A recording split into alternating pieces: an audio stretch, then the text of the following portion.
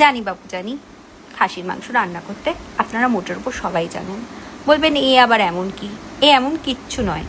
আর আমি যে খাসির মাংসটা রান্না করি সেটা একেবারে টালটালে পাতলা ঝোল, কিন্তু আমি এটা বেশ ভালো করি।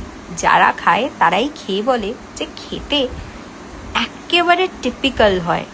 তার জন্য আমি যে টিপস আর ট্রিক্সগুলো ইউজ করি সেটা আপনাদের সাথে আজ শেয়ার করব। এর পুরোটাই কখনো মা কখনো ঠাকুমা এদের থেকে শেখা।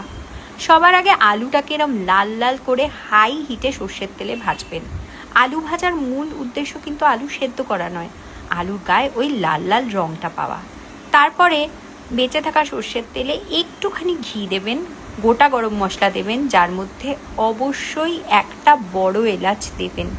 বড় এলাচের ফ্লেভার খুব ভালো লাগে মাটনের সাথে।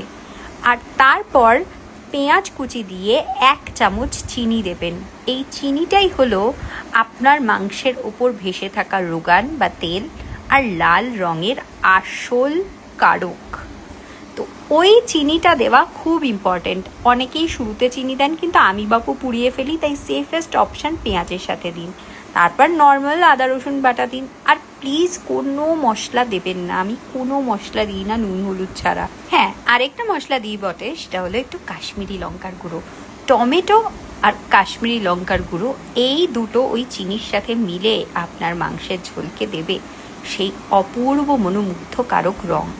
আমার বাবার খেতে একটু প্রবলেম হয় বলে আমরা মাংসটা ভীষণ সুসিদ্ধ করি, তাই আমি অন্তত কমসে কম 6টা থেকে 7টা সিটি মারি।